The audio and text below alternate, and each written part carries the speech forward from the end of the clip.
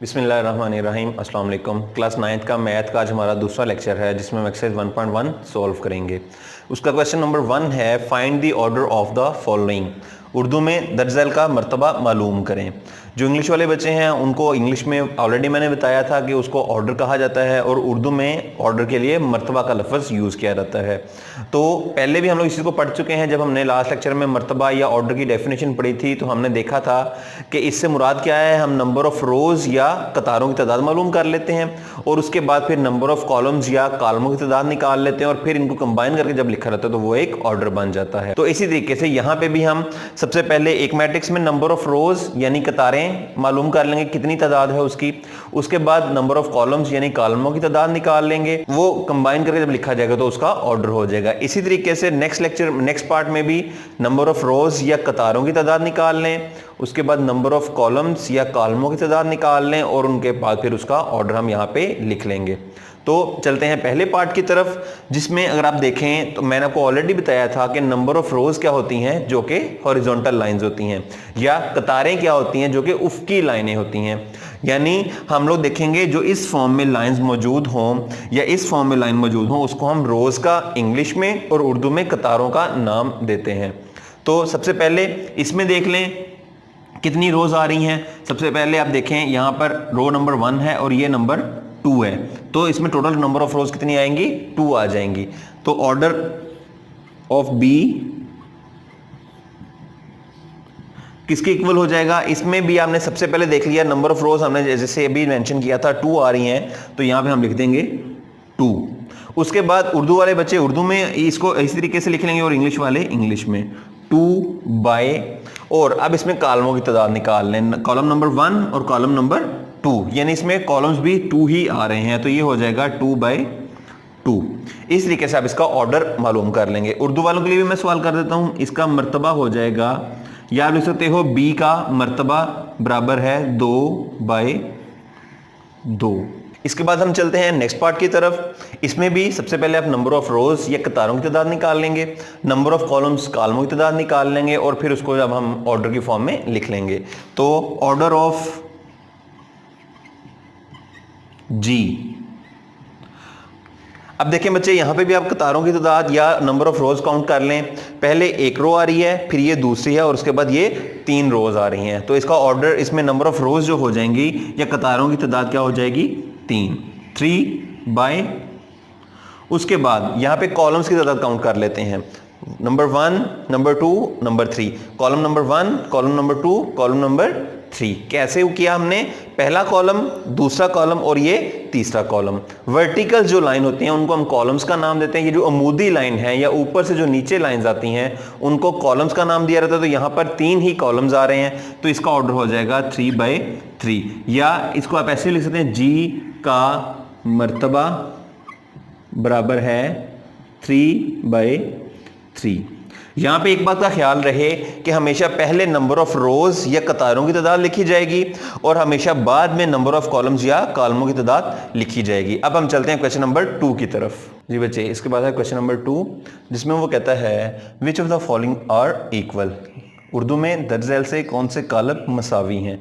मतलब क्या उसकी बात का हमने बताना है यहाँ पे कौन कौन से मैट्रिसेस आपस में इक्वल हैं, या उर्दू में कौन कौन से कॉलम आपस में मसावी होंगे। तो बच्चे उसका ऑलरेडी हम लोग ये पढ़ चुके थे कि सबसे पहले हम ये देखते हैं कि किस किस का ऑर्डर सेम है। तो जिनका ऑर्डर सेम हो फिर उसकी सेकेंड कंडीशन ये होती है कि उनकी कॉरेस्पॉन्डिंग एंट्रीज सेम होनी चाहिए, जिसको उर्दू में मुतनाज़रा अरकान का नाम दिया जाता है। तो कॉरेस्पॉन्डिंग एंट्रीज सेम होंगी और दूसरा ऑर्डर उनका सेम हो जाएगा, तो फिर हम कहेंगे वो मैट्रिक्स आपस में इक्वल हैं। तो इसका एक पार्ट मैंने या एक एग्जांपल यहाँ पर लिखी हुई है, बाकी क्वेश्चंस के पार्ट जो हैं वो आप लोग खुद से कंप्लीट करेंगे। हम ये वाली एग्जांपल देख लेते हैं। अब देखें आप यहाँ पे हमारे पास पहला जो मैट्रिक्स आ रहा है वो है ई मैट्रिक्स, जिसका ऑर्डर है 2 बाय 2। 2 रोज आ रही हैं, या उर्दू में 2 इसकी कतारें आ रही हैं, कतार नंबर 1 कतार नंबर 2। इस तरीके से रो नंबर 1 रो नंबर 2। इसके अलावा 2 ही इसके कॉलम्स हैं, कॉलम नंबर 1 कॉलम नंबर 2। तो इसका ऑर्डर क्या है, 2 बाय 2। उसके बाद आगे चलते हैं। एच हमारा मैट्रिक्स है, इसमें भी 2 रोज आ रही हैं या 2 कतारें आ रही हैं, कतार नंबर 1 कतार नंबर 2। 2 ही कॉलम्स आ रहे हैं, कॉलम नंबर 1 कॉलम नंबर 2। तो ऑर्डर इसका भी 2 बाय 2 है, इसका भी 2 बाय 2 है। कॉरिस्पॉन्डिंग एंट्रीज चेक कर लेते हैं या मुतनाज़रा अरकान देख लेते हैं। अब उससे मुराद क्या है कि जो पहली पोजीशन में या पहले मैट्रिक्स में जिस पोजीशन पे आपने जो नंबर देखना है, दूसरे मैट्रिक्स में उसी पोजीशन पे वही नंबर होना चाहिए। मींस जैसे अब सबसे पहले देखें यहां पे 4 आ रहा है, फर्स्ट रो की फर्स्ट एंट्री या फर्स्ट जो एलिमेंट है वो 4 है, तो यहां पर भी फर्स्ट रो के फर्स्ट एंट्री में 4 ही आ रहा है।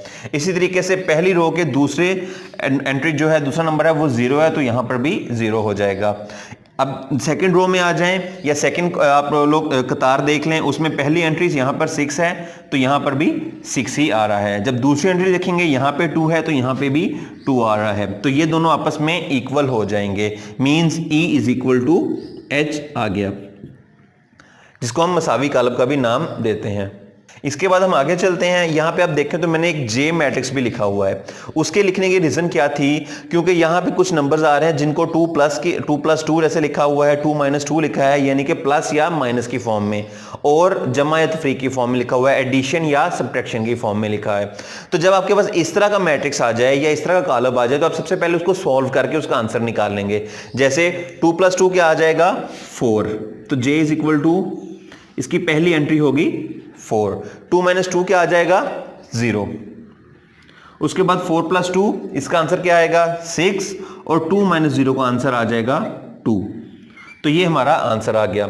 इसके बाद बच्चे अब हम इसको भी कंपेयर कर लेते हैं, इसका भी मुवाजना कर लेते हैं। आप देखें पहले दो मैट्रिक्स आपस में इक्वल थे, अब इस मैट्रिक्स को, इनमें से किसी एक मैट्रिक्स को हम इसके साथ कंपेयर करेंगे। सबसे पहले ऑर्डर देखें, इसमें भी 2 रोज थी, इसमें भी 2 रोज ही आ रही हैं, रो नंबर 1, रो नंबर 2, या कतार नंबर 1 और कतार नंबर 2। तो कितनी रोज आ गई या कितनी कतारें हो गई, 2। इसके बाद यहां पे 1 और 2 ही कॉलम्स आ रहे हैं, तो यहां पर भी कॉलम नंबर 1 और कॉलम नंबर 2 कॉलम्स आ रहे हैं या 2 कॉलम आ रहे हैं।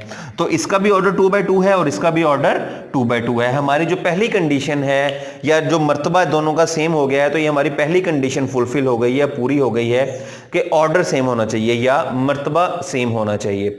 दूसरी कंडीशन पे चलते हैं, वो क्या है, कॉरिस्पॉन्डिंग एंट्रीज या मुतनाज़रा अरकान बराबर होने चाहिए। तो देखें यहां पर पहली वैल्यू 4 है, यहां पे भी 4 आ रही है, उसके बाद यहां पे 0 है तो यहां पर भी 0 आ रहा है। इसी तरीके से यहां पे 6 और 2 आ रहा है और यहां पे भी 6 और 2 ही आ रहा है, यानी हमारी जो कॉरिस्पॉन्डिंग एंट्रीज हैं वो भी टोटली सेम है, विच मीन्स के ये भी करेक्ट है, ये भी कंडीशन फुलफिल हो रही है, मुतनाज़रा अरकान या कॉरिस्पॉन्डिंग एंट्रीज सेम हो गए हैं।